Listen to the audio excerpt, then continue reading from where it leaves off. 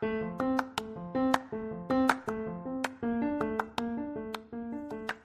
you, welcome to Sacrilegious Discourse. I'm husband. I'm wife. And together we're reading the Bible. Starting with Genesis and eventually ending with Revelations, we're working through every book and offering our atheist 2 cents. Or shekels. Yeah, those. We're asking questions and pointing out all the nonsense. We aren't academics or scholars. Nope. In fact, when it comes to religion, we really don't know anything at all. What we've learned so far is that God's a dick. Oh, he really is, isn't he? If you're interested in how we reached this startling conclusion, maybe start from episode 1. Otherwise, jump in anywhere. It's all good. Yep. Husband. Yeah, wife. Do you remember what happened last time? No, we did a bunch of them a while back, so it's been a little bit, and, some things have happened, so I kind of don't remember it all. Well, you did have a trip to the ER due to COVID. And yeah, that was fun. I guess I'll let you off the hook this time. Hey, thanks. Yeah. Besides, I have my notes in front of me. So. Awesome, I figured. Yeah. So what happened last time was we got some seriously gaudy instructions on how to build the fanciest motherfucking jewelry box on Earth. Everybody was supposed to watch the Raiders of the Lost Ark. Yeah, Raiders of the Lost Ark. And so we were supposed to look and see if the cherubim were on there. Right. Before our faces melt off. We didn't do that. No, we didn't. We had all this time. We didn't do that. Well, we were kind of sick. Well, we also kind of suck. Well, yeah, that's true. But hey, we're getting our podcast out on time. I know, right? Woo. High five! Woohoo! So, do you know what we're talking about this week? Is it more Ark stuff? I have no idea. Oh. I didn't peek ahead this time. Okay. So, let us take a look at Exodus chapters 27 and 28 to see what we see. Sounds like a plan. We'll see you guys in a minute. Yep.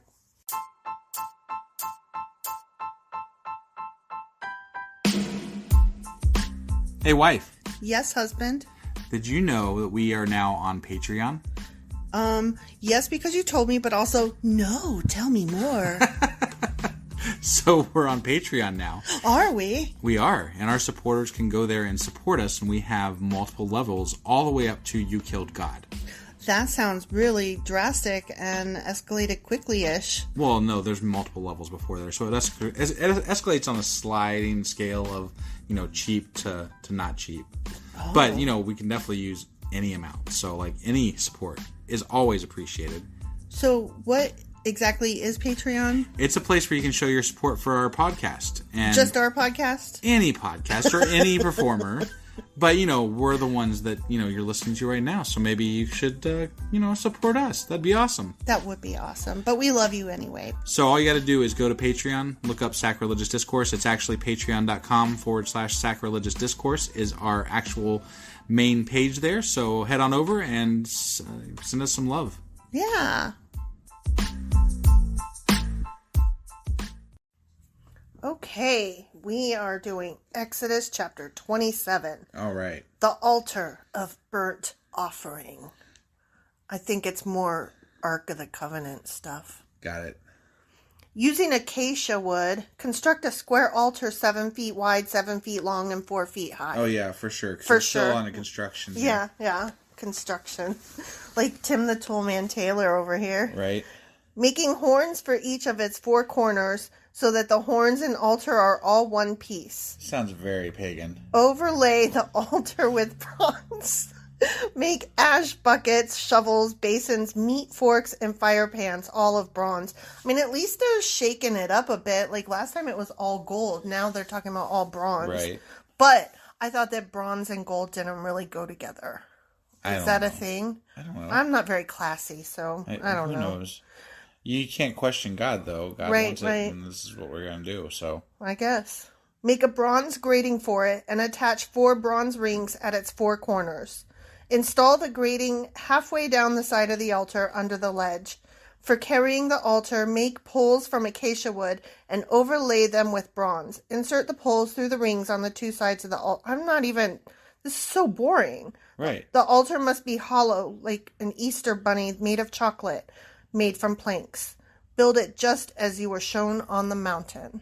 Okay. So, before I go on, I have to tell you something. Every time I see that it says 4 corners, it reminds me of this song that I learned in elementary school, and it was something about my hat has 3 corners, 3 corners has my hat. If it hadn't had 3 corners, then it would not be my hat. And it was like a pirate's hat or something, and it's the colonial hat. A colonial hat. That's what it was. Yeah. So, my 3-cornered hat. Right. And even though this is talking about 4 corners, every time it said 4 corners, I just couldn't help but think of that song. So, okay, sorry. Awesome story. Okay, nothing. The court of the tabernacle. Okay. That's your favorite word. Tabernacle. It is? Last time you said it was a fun word. Well, yeah. Yeah, it's fun to say. Say it. Tabernacle. Tabernacle. Say it real fun. No. Oh, you're so dull. Then make the courtyard for the tabernacle, enclosed with curtains made of finely woven linen. On the south side, make the curtains 150 feet long. They will be held up by 20 posts set securely in 20 bronze bases. Hang the curtains with silver hooks and rings. Silver now, too? What the hell? Silver and gold. It's true. Silver and it's gold. true. And bronze. And didn't they say green curtains or some shit? Linen. Very fine linen. Last time, though, weren't they talking about green curtains? Maybe. I don't remember. I don't know. Make the curtains the same on the north side. 150 feet of curtains held up by 20 posts set securely in bronze bases. Hang the curtains with silver hooks and rings. The curtains on the west end of the courtyard will be 75 feet long, supported by 10 posts set into 10 bases. The east end of the courtyard, the front, will also be 75 feet long. The courtyard entrance will be on the east side, flanked by 2 curtains. The curtain on the right side will be 22 feet long, supported by 3 posts set into 3 bases. The curtain on the left side will also be 22 feet long, supported by 3 posts set into 3 bases. Oh my god. I just can't get past, they list off, earlier in the Bible, we were going over, who, bore who and was related born, whatever. To begat. And, who gives a shit? And now we're talking about fucking building instructions, and it's good God. What the fuck is this shit? I mean, it's holy. Yeah, it's holy shit is what it is. I mean, I don't know. There's some people that, they find this very interesting in that it's giving them instructions to use materials that would have been common at the time and to make things with them and measurements that would have been common at the time. But, and I get that, but I still think it's boring. But they spend more time on this than the fucking creation of Earth. Yeah, that's true. I mean, that is true. It's bullshit. It's true. Yeah. Yeah, definitely. And I'd much rather learn about buildings like Greek architecture than this fucking ark. Right. Yeah. This is not architecture that is describing an entire city. This is for one super gaudy box. Right. Box. An idol. Yeah. And they're not supposed to... Oh, that reminds me. Did you hear about the... golden Trump calf. idol. Yeah. Yeah. Isn't that awesome? That is awesome. Christians are awesome. The way they don't follow their own stupid rules. Right. I mean, here in the Bible, they're building a fucking altar. For reference, we're talking about the CCAF meeting that they had for the Republicans, and there was a golden idol of Trump. Yep. So. I heard he's wearing shorts on the bottom, but a long tie on the top or something. I don't know. I don't know either. I couldn't be bothered to look. I just was listening and I thought it was funny. I'm kind of done with that dude. I know, but I mean, the fact that people were coming up and praying to it, can you get more on the nose? No. That's just so fucking awesome. Yeah. Okay. For the entrance to the courtyard, make a curtain that is 30 feet long. Make it from finely woven linen and decorate it with beautiful embroidery in blue, purple, and scarlet thread. Support it with 4 posts, each securely set in its own base. All the posts around the courtyard must have silver rings and hooks and bronze bases. So the entire courtyard will be 150 feet long and 75 feet wide, with curtain walls 7 feet high, made from finely woven linen. The bases for the posts will be made of bronze. All the articles used in the rituals of the tabernacle, including all the tent pegs used to support the tabernacle, and the courtyard curtains must be made of... Bronze. Only because I was reading over your shoulder. I know. You started to say gold, didn't you? No, I was looking to see what it said. Well, last time it was all gold, and this time it's bronze. Okay. The tending of the lamp. We're almost done with this chapter. I hope there's less building on it in the next chapter. Me too.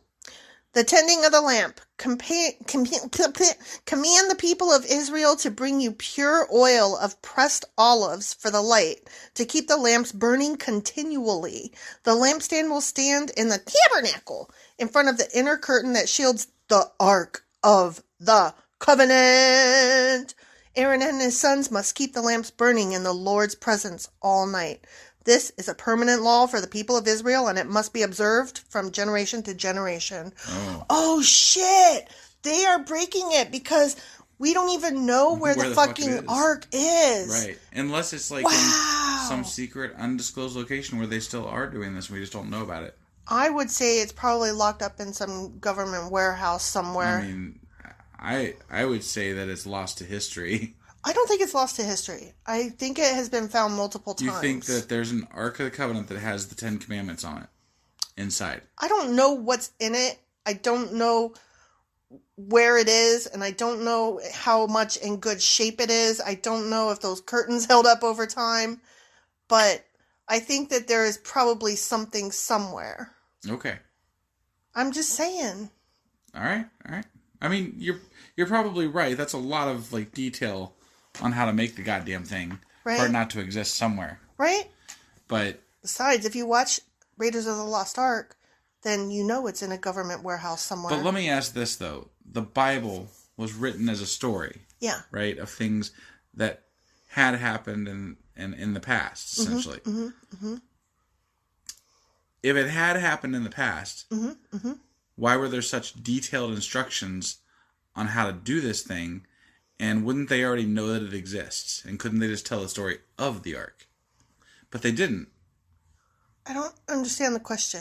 Well, they're telling a story of how to make the ark. They didn't tell the story of what the ark is and how it works. Once upon a time, there was this ark, and it was so awesome. Right. Instead, they're saying, make an ark, and here's what the ark should look like. And those fucking instructions, they're not They're easy. intense. They're intense. So maybe they just never got around to the fucking thing. Well, that's true. I didn't even think of that. Maybe they never built it in the first place? I mean, I'd look at those instructions and be like, You don't even read instructions. Shut the fuck up. What are you talking about? I'm just saying, like, who the fuck's gonna do it? Not it. Right? Right. What if you fuck it up? Then apparently you're going to hell or something? Right? So I don't fuck know. that. Yeah. I wouldn't even bother starting the project. Definitely. Yeah. All right, let's go see what happens in chapter 28. All right. All right.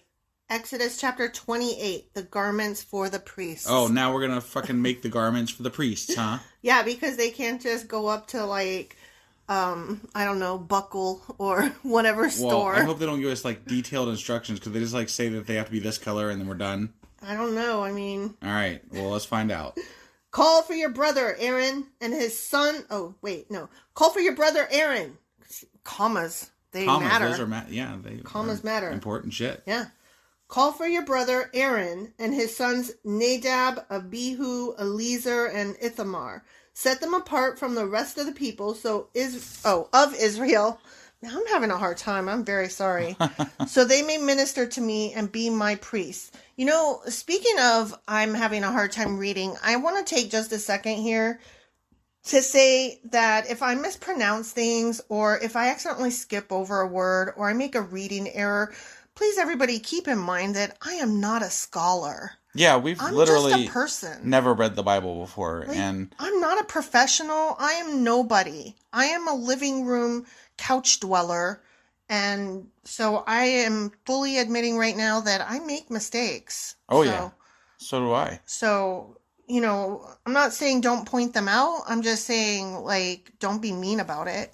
Because it happens. It's going to happen. It has happened. I'll kick their ass. Oh, you will? Yeah. You're so sweet. I love you, husband. No problem. Love you too. Yeah, I was wondering about that. Yeah. I was like, oh, shit. Leave me hanging on the podcast. That's rude. Make sacred garments for Aaron that are glorious and beautiful. Instruct all the skilled craftsmen whom I have filled with the spirit of wisdom. I wish I would get filled with the spirit of wisdom. Yeah. Like, I wonder what you have to do to get filled with the spirit of wisdom. I don't know. Step 1 would get your dick chopped. Oh, yeah, never mind. Well, I mean, I don't have a dick. Yeah, but you wouldn't be doing anything to make anything because you're a woman. Right, that's true. So I would have no wisdom. And trades and stuff. Yeah, okay. Yeah. Have them make garments for Aaron that will distinguish him as a priest set apart from my service. Because, we got to fancy him up some. Right. These are the garments they are to make. A chest piece, an ephod. I don't know what that is. I don't either. A robe, a patterned tunic, a turban, and a sash. I wonder if an ephod is like the part that goes over your nuts. I don't know. I think it's interesting that they had a priest with turbans. Because that's more something I would associate with like the Islamic religions and stuff. Well, this is before they all split. So. Well, that's true. These people are all one. Right. Those 3 religions. Yeah. They came from this. Interesting. Yeah. They are to make these sacred garments for your brother Aaron and his sons to wear when they serve me as priests. So give them fine linen cloth, gold thread, and blue, purple, and scarlet thread. See, my mom always told me that you should dress up when you're going to church because you should look your finest for God. And I always thought, well, I don't think God will care what you wear. But clearly I am mistaken. And God is very, very, very caring of what you wear and wants you to be flashy. At least as priests and stuff. Well, I don't know. We'll see how the rest of the people have to dress. Right.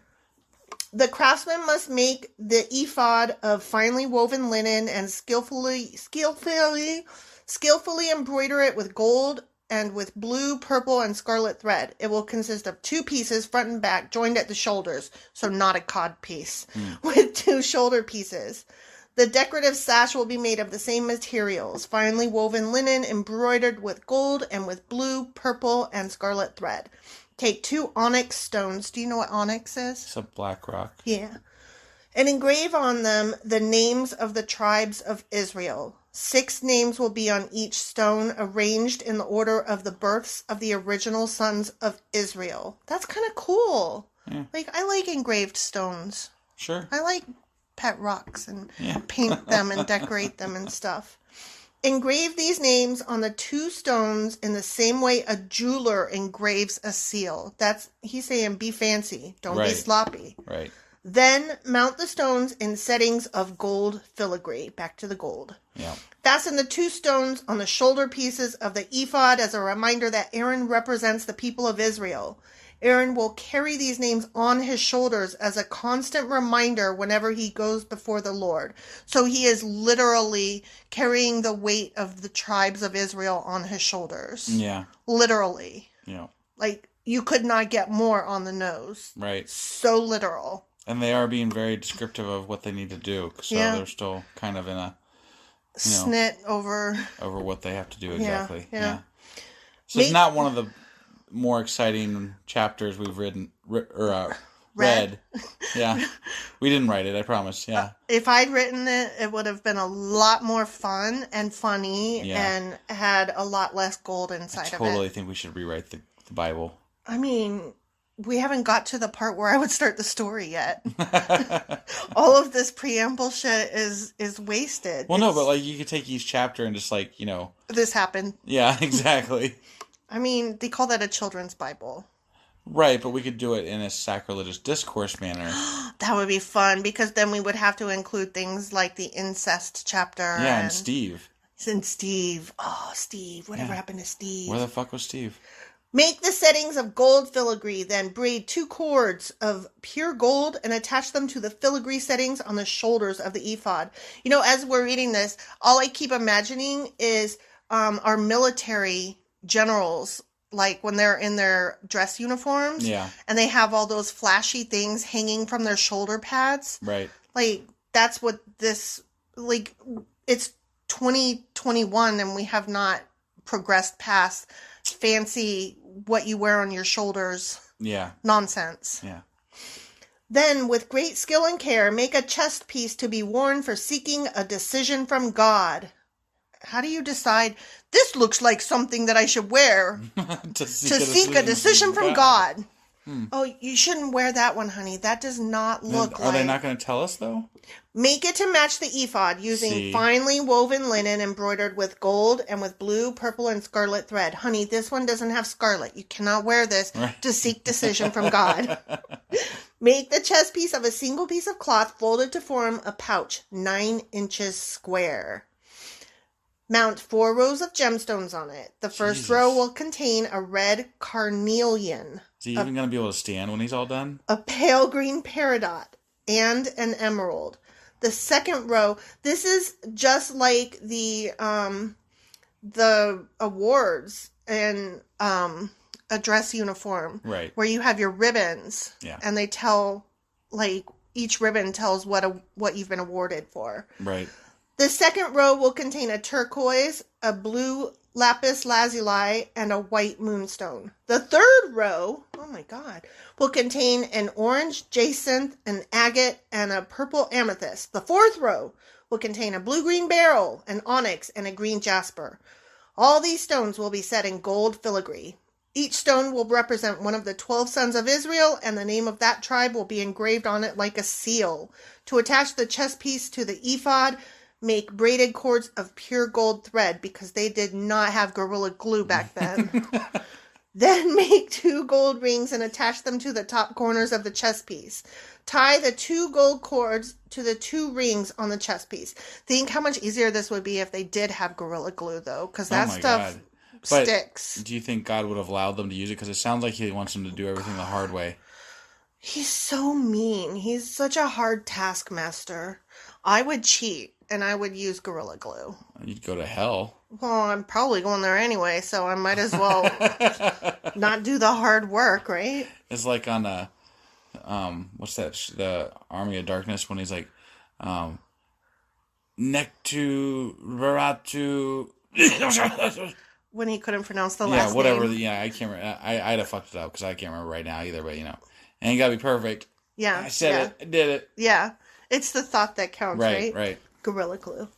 Tie the other ends of the cords to the gold settings on the shoulder pieces of the ephod. Then make 2 more gold rings and attach them... Oh, stop coughing. Sorry. And attach them to the inside edges of the chest piece next to the ephod. And make 2 more gold rings and attach them to the front of the ephod below the shoulder pieces, just above the knot where the decorative sash is fashioned to the ephod. Then attach the bottom rings of the chest piece to the rings on the ephod with blue cords. I don't want to say ephod anymore. This will hold the chest piece securely to the ephod above the decorative sash. No, that didn't go well for you.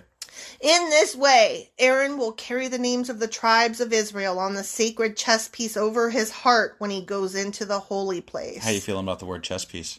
I don't mind. That one doesn't bother me because I know what a chest piece is. But ephod, like... Just blank. I feel uncomfortable saying that word so many times when I can't picture it. Or even know exactly how it's pronounced. Right. I mean, yeah. You could be butchering the hell out of it. It could be ephod. Right. Or ephod. I don't know. This will be a continual reminder that he represents the people when he comes before the Lord. Insert the Urim and Thummim into the sacred chest piece so they will be carried over Aaron's heart when he goes into the Lord's presence. In this way, Aaron will always carry over his heart the objects used to determine the Lord's will for his people whenever he goes in before the Lord. He's got quite the uniform. Yeah. Make the robe that is worn with the ephod from a single piece of blue cloth with an opening for Aaron's head in the middle of it. Reinforce the opening with a woven collar so it will not tear. Make pomegranates out of blue, purple, and scarlet yarn and attach them to the hem of the robe with gold bells between them. This is kind of fancy and I want this robe. I want this robe. It's even got pomegranates. I know. And bells. I'm really taken by the bells. Right. The gold bells and pomegranates are to alternate all around the hem. Oh my God. I'm going to make somebody like maybe on Etsy or something. Make them make you a bell/pomegranate. Yeah, but with all these instructions. Just the robe. You gotta just copy the chapter and just like, oh my God. Take out all the Lord references. Here's my size. Aaron references. Yeah. Here's my size. Here's my size. This is what I need. Oh my God. Oh, this would be so cool. Would you still love me if I wore an ephod? Yeah, sure. Aaron will wear this robe whenever he ministers before the Lord, and the bells will tinkle as he goes in and out of the Lord's presence in the holy place. He said tinkle. I was going to say, speaking of tinkle, I have to pee, so I hope this ends soon. If he wears it, he will not die. Oh, see? What? If he wears it, he will not die. But if he doesn't, then he dies? That part is not stated. I mean, it sounds very ominous there. like that was just snuck in. Like, see, I really need this robe. I didn't wear it. I'm fucked. I really need this robe. Yeah. Next, make a medallion. See, it just goes on. Yeah. If he wears it, he won't die anyways. Next, make a medallion of pure gold and engrave it like a seal with these words, Holy to the Lord. Attach the medallion with a blue cord to the front of Aaron's turban where it must remain. Aaron must wear it on his forehead so he may take on himself any guilt of the people of Israel when they consecrate their sacred offerings. He must always wear it on his forehead so the Lord will accept the people. Oh my God, that's interesting because this is like the beginning of like Jesus is supposed to be the representative of people's sin. And so basically this thing that Aaron is wearing on his forehead is supposed to represent the people's sin. So like Jesus is like this forehead doohickey. Got it. That's interesting, right? Yeah.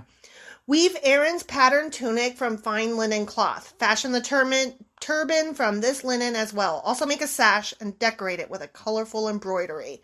I like that they left that part up to them, though. Like that one, you can do whatever you want there. Colorful. Like, but, I would put some Grateful Dead dancing bears. There you go. Yeah. For Aaron's sons, make tunics, sashes, and special head coverings that are glorious and beautiful, like Hello Kitty. We're getting more vague here. Hello Kitty. Yeah, right. Clothe your brother Aaron and his sons with these garments, and then anoint and ordain them. Consecrate them so they can serve as my priests. Also make linen undergarments for them to be worn next to their bodies, reaching from their hips to their thighs. So they wore boxer briefs back then. Yeah, apparently. Wow, fancy. I mean, they didn't want anybody looking up their... their skirts. It was very important that people didn't have their... That's why they didn't have stairs. Up. Yeah. So they don't look up their dresses, right, up their robes. Yeah. Sorry. These must be worn whenever Aaron and his sons enter the Tabernacle or approach the altar in the holy place to perform their priestly duties. Then they will not incur guilt and die. This is a permanent law for... Oh, I just scrolled. Nice. Sorry. Okay, here we go.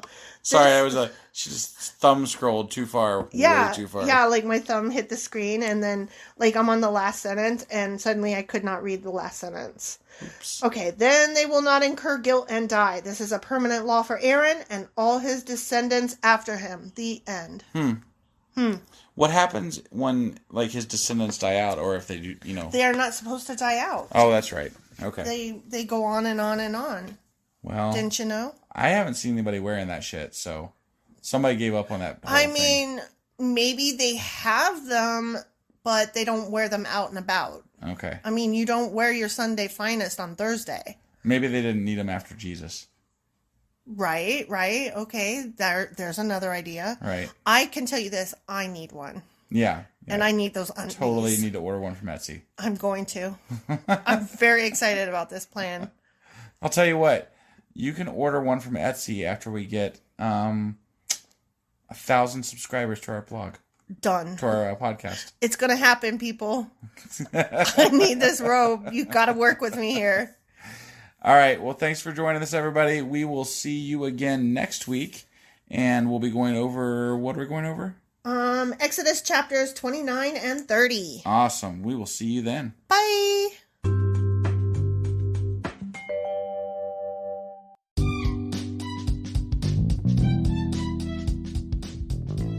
Husband. Yes, wife. Is there a way for people to contact us? Well, sure. They can get on our Twitter account. We have a Twitter account? We do. What is it? It is sacrilegious_D. Like D for Discourse? Yeah, they wouldn't let me put the whole thing, so I had to shorten it to _D. I hate them. Yeah, that's disgusting. How do you spell sacrilegious? Do you know? I don't want to. Just look it up in a dictionary or something. I don't want to do that right now. You know why? Sacrilegious _D. Okay? Because you messed it up and I made you fix it. That's why. Yeah. What about an email? Yeah, we got that too. What is it? Sacrilegiousdiscourse@gmail.com. Oh, well, that's easy. Yeah. As long as you know how to spell sacrilegious. Right.